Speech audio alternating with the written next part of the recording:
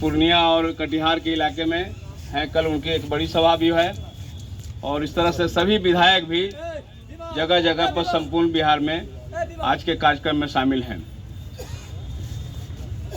तो जैसा कि जानते हैं कि लिखा हुआ संविधान बचाओ लोकतंत्र बचाओ, और पिछले 1 साल से हम लोग ये कार्यक्रम चला रहे हैं। हाल के दिनों में हम लोगों ने एक बड़ी रैली इसी पटना के गांधी मैदान में किया, पार्टी कांग्रेस भी हुई। पहले से ही हम लोगों ने जो लगातार दिल्ली में जो नरेंद्र मोदी की जी शासन चल रहा है उसके पहले से भी हम लोग का अनुभव किया था कि देश में पुनः फिर से सांप्रदायिक साम्राज्यवादी ताकत कैसे हावी होती है, वो नरेंद्र मोदी के रूप में आप देख सकते हैं, उनके चेहरा के रूप में देख सकते हैं। अभी हाल के दिनों में साथी नारा लगा रहे थे कि राम के नाम पर जो सांप्रदायिकता कर नहीं चलेगा। तो हाल के दिनों में राम के नाम पर जो पूरे देश भर में ढिंढोरा पीटा गया, सहयोग मांगा गया और सबको बुलाया गया। हम लोग पहले ही से ही बोल रहे थे कि वो राजनीति करेंगे क्योंकि 2024 में चुनाव होने वाला है, और ठीक उसने राम के प्राण प्रतिष्ठा के नाम पर उन्होंने राजनीति की। और इधर पटना में हम लोगों ने देखा नज़दीक से, सब लोग गवाह हैं कि पिछले 2020 का जब चुनाव हो रहा था तो सांप्रदायिक ताकतों को हम लोगों ने केंद्रित करते हुए कि बिहार में इनके पैर नहीं जमने देंगे। लेकिन आज देखा थोड़ा खड़े हो जाइए साथी, कि पटना में कोई साथी रातों रात 10 मिनट की बात है, सब लोग खड़े हो जाइए। गांधी और जयप्रकाश नारायण के सपना दिखाने वाले कर्पूरी लोहिया और गांधी के खड़े हो जाइए, कोई बैठिए नहीं। बातों को आगे करके देश की जनता और बिहार की जनता के साथ वोट लेकर के और रातों राती जो गांधी के हत्यारे हैं, जो कर्पूरी के जो सपना था गरीबों मजलूमों अल्पसंख्यकों को सांप्रदायिक ताकतों से सामंती ताकतों से लड़कर उन्होंने मजबूत करने का काम किया, फिर से उस ताकतों को मजबूत करते हुए फिर से गरीबों पर हमला करने की तैयारी करवा दिया है। और जैसा कि नीतीश कुमार कहते थे कि हम मिट्टी में मिल जाएंगे, लेकिन सांप्रदायिक ताकतों से जो गांधी के हत्यारे हैं उनसे हाथ नहीं मिलाएंगे। अब दिन के उजाले की तरह साफ हो गया कि मुंह में राम बगल में छुरी है, ये शुद्ध रूप से गांधी के हत्यारे हैं और गांधी के हत्यारे के साथ इनकी असली दोस्ती हो गई है। हम यहाँ पर जो लोग आए हुए हैं इनसे कहना चाहते हैं कि कर्पूरी गांधी की असली वारिस भगत सिंह के मगध और अंबेडकर के असली वारिस हम ही लोग हैं। संविधान बचाओ लोकतंत्र की बात जब करते हैं तो सीधा सीधी जान लीजिए, पूरे संविधान को बदलने की लगातार कोशिश चल रहा है और अंतिम तौर पर पूरी ताकत सांप्रदायिक ताकतों ने लगा दिया है।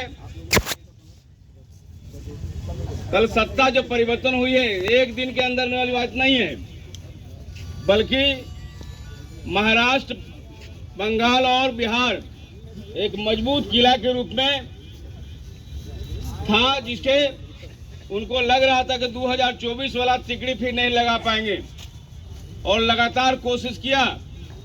जो CPIML लाल झंडा के बल पर यहाँ जो सरकार बनी हुई थी, महागठबंधन की सरकार, वो आप शुरू से जानते हैं RSS और भाजपा को अगर सही मायने में असली निशाने पर है तो लाल झंडा है, दलित और मुसलमान है, तीनों के निशाना बनाते हुए बिहार में हमारी जो है लोकतंत्र की जो सरकार जो बहुमत की दिशा में चल रही थी उसको रातारात पूंजीपति और कम्युनिस्टों के द्वारा खरीदने का काम किया गया है और सरकारें गिरा दी गई है।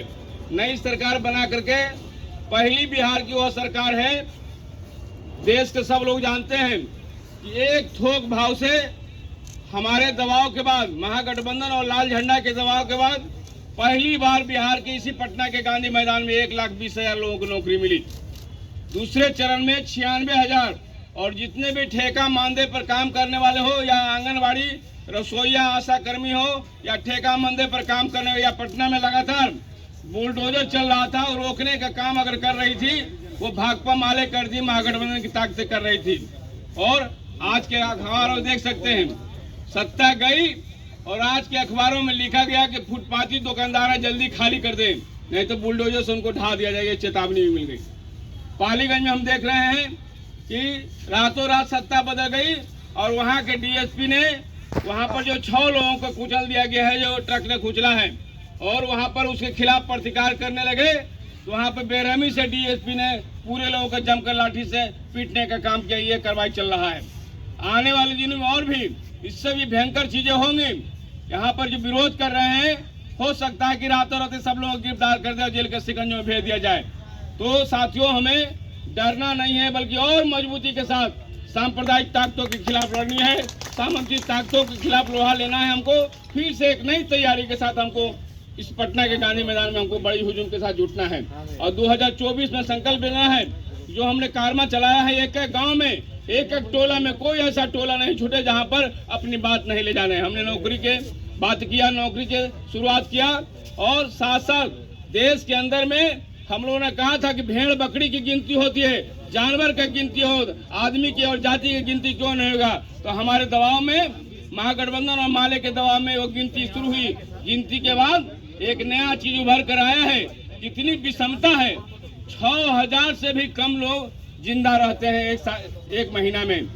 बिहार के अंदर में हम लोगों ने कहा कि जब बिहार में गिनती हुई है, पूरे देश के अंदर में गिनती होना चाहिए। तो देश के अंदर में भी आवाज शुरू हो गया है कि देश भर में भी जातीय जनगणना होनी चाहिए। और हम लोगों ने जातीय जनगणना से बढ़ाते हुए आर्थिक गणना की भूमि जो रखे हुए हैं, जो गांधी के सपना था, कर्पूरी के सपना था, और बाबा साहब भीमराव अम्बेडकर और भगत सिंह के जो सपना था कि भूमि का वितरण होना चाहिए। और भूमि के सवाल पर जानते थे कि भाकपा माले के लोग छोड़ेंगे नहीं।